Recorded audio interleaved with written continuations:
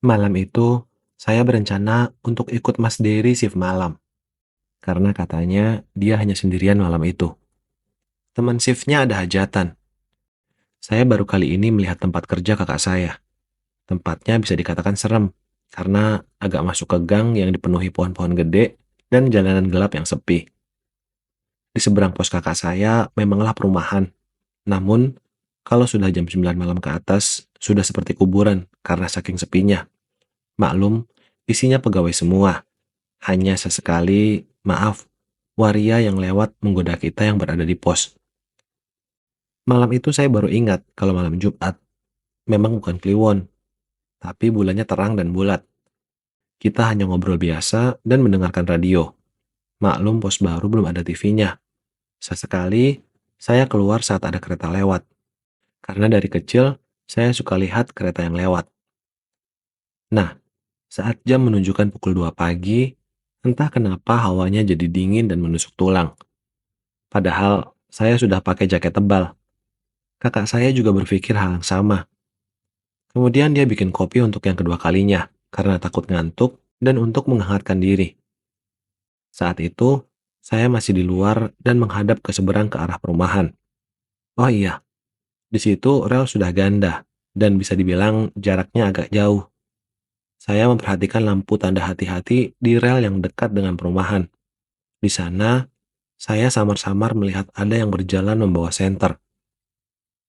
Saya pikir itu orang sekitar yang baru pulang atau memang sedang jalan-jalan. Saya tidak begitu memperhatikan lagi, namun saya penasaran dan melihatnya sekali lagi untuk memastikan. Orang itu masih berjalan menyusuri rel kereta dan menyorotkan senternya ke rel seperti mencari sesuatu. Saya agak merinding, cuma nggak tahu kenapa. Semakin lama semakin jelas karena di perumahan lampunya agak terang dan orang itu ternyata memakai baju yang mirip dengan kakak saya. Oh, ternyata bagian yang mengontrol rel kereta, pikir saya. Saat di depan saya, beliau melihat ke arah pos dan tersenyum tanpa mengatakan sesuatu dan tetap berjalan. Namun saya mendengar kakak saya memanggil nama saya dengan berbisik. Vin, Vin, cepat masuk. Dia berbicara dengan nada yang berbisik. Terus saya nanya, kenapa mas? Udah cepetan masuk. Dengan nada yang masih berbisik, namun agak keras. Dan muka yang pucat pasi, seperti habis melihat hantu. Saat saya sudah di dalam, kakak saya melongok ke jendela seperti mencari sesuatu. Karena saya penasaran, saya juga ikutan dan bertanya, kenapa sih mas? Nggak apa-apa, jawabnya. Tapi dia tetap pucat dan duduk lesehan di lantai. Tadinya dia duduk di kursi. Saat subuh tiba, ada bapak-bapak yang mengontrol rel lewat, dan beliau menyapa kakak saya dengan kode dan bercandaan mereka. Saya tidak tahu maksudnya apa. Kemudian kakak saya nanya ke saya, kamu tadi jam 2 lihat ada orang bawa senter kayak bapak tadi nggak? Lihat mas, kenapa? Saya balik tanya. Terus kakak saya pun bercerita. Belum lama sih, kurang lebih sebulanan yang lalu, yang bagian kontrol rel di sini ada bapak yang barusan, sama Mas Adi.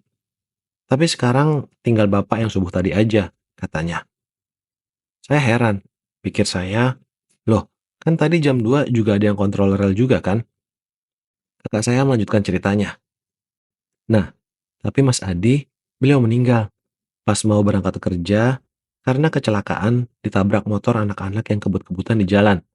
Semenjak hari itu, cuma ada bapak yang subuh tadi, karena belum ada penggantinya. Lanjutnya. Lah, terus yang pagi jam 2 tadi siapa mas? Tanya aku. Itu yang jadi masalah, jawab kakakku. Masalah? Tanyaku lagi. Akhir-akhir ini, yang shift malam sering banget lihat Mas Adi masih jalanin tugas. Dia lewat pasti jam 2, entah di sini atau di pos lain. Dia jam 2 pasti kelihatan kalau kamu merhatiin rel. Namun, dia nggak pernah berada di rel yang dekat kita ini, tapi pasti di seberang. Udah 2 minggu ini banyak yang ngeluh gitu. Makanya, hari ini aku ngajakin kamu, jawabnya. Beneran mas? Terus, yang tadi itu berarti? Tanyaku kaget dan tak percaya. Ya, hantunya Mas Adi, jawab kakak saya dengan wajah yang datar. Muka saya langsung pucat karena kaget dan takutnya. Pas setelah kakak saya cerita, saya jadi ingat wajah Mas Adi tadi dan merinding lemes. Saat pergantian shift yang pagi, akhirnya kita pulang dan saya memutuskan untuk tidak pernah lagi ikutan kakak saya jaga malam di situ. Namun akhirnya, setelah sebulan meninggalnya Mas Adi, sudah tidak ada kabar lagi tentang Mas Adi. Semoga tenang di sisinya. Dan sekarang, kakak saya juga sudah pindah ke pos yang dekat dengan alun-alun. Jadi sudah ramai, dan saya berani menemaninya kalau shift malam lagi.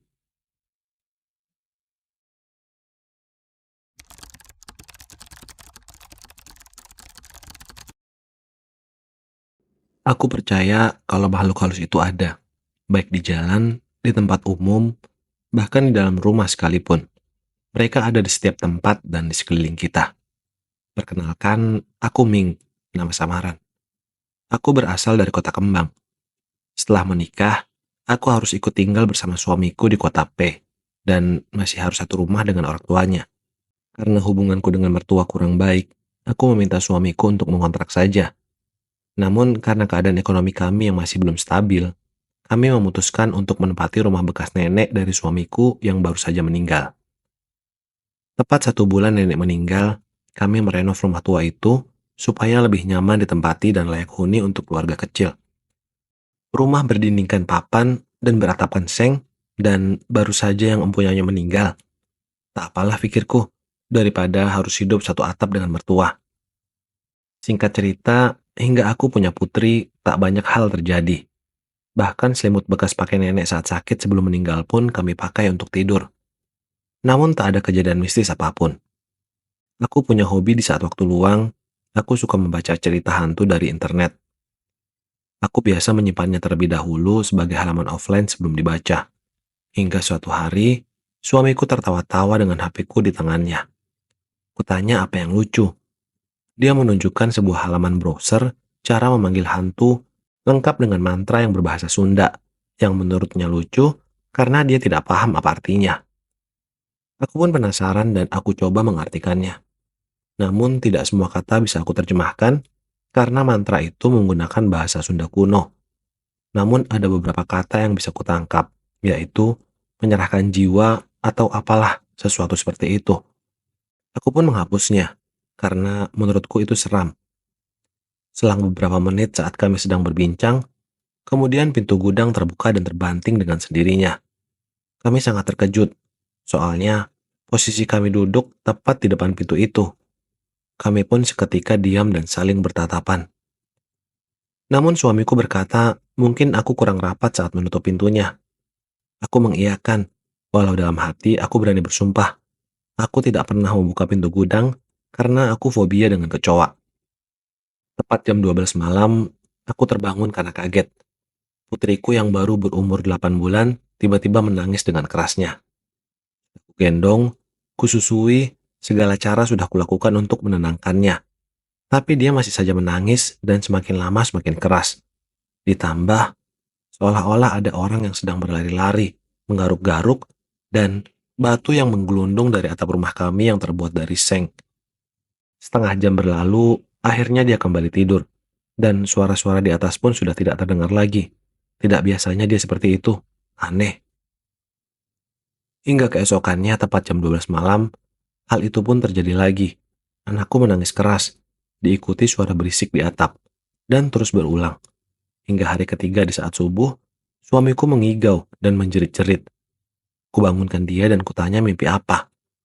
Dia bilang dalam keadaan setengah tidur, dia melihat yang tidur di kasur kami ada 4 orang. Aku, suamiku, putri kami, dan seorang lelaki. Suamiku bertanya pada sosok lelaki itu, siapa dia dan sedang apa di sini. Lelaki itu berkata ingin menginap. Suamiku lalu mengusir lelaki itu. Namun hal aneh terjadi. Tangan dan kaki lelaki itu memanjang, dan semakin lama semakin panjang. Suamiku terus mengusirnya, namun sosok itu berkata tidak mau pergi. Sosok itu malah mencekik suamiku dan hendak membawa putri kami. Di saat itu dia berteriak-teriak untuk melepaskan kami, dan kemudian dia terbangun. Paginya, aku dan suamiku membahas hal janggal yang sudah terjadi akhir-akhir ini. Semua berawal setelah kami tidak sengaja membaca mantra itu. Astaga, kami ingat menyerahkan jiwa. Karena takut hal ini terus terjadi dan berdampak buruk untuk anak kami, Kami memutuskan untuk memanggil seorang nenek tukang pijit bayi dekat rumah kami. Selain bisa memijit, dia pun katanya bisa menyembuhkan bayi yang terkena sawan atau diganggu makhluk gaib. Nenek itu meminta segelas air putih dan menanyakan nama lengkap putri kami. Setelah itu, mulutnya komat kamit di depan gelas yang kuberikan. Dia mengusap muka anakku dengan airnya, masih dengan mulut yang berkomat kamit. Lalu, nenek itu membuang sisa air di gelas di sekitar halaman rumah. Sebelum nenek itu pergi, dia menyarankan untuk menabur garam di sekeliling rumah sambil membaca doa sebisanya. Dan ketika saat maghrib tiba, jangan membawa anak kami keluar. Setelah itu, anak kami tidak pernah menangis tengah malam. Tapi semuanya belum benar-benar berakhir. Memang tidak ada lagi kejadian-kejadian aneh di dalam rumah kami. Namun di luar, di atap rumah kami, hingga kini detik aku menulis cerita ini, terkadang kami masih mendengar ada sesuatu yang menggaruk-garuk atap rumah. Seolah-olah sesuatu itu marah karena tidak bisa masuk ke dalam rumah dan membawa putri kami.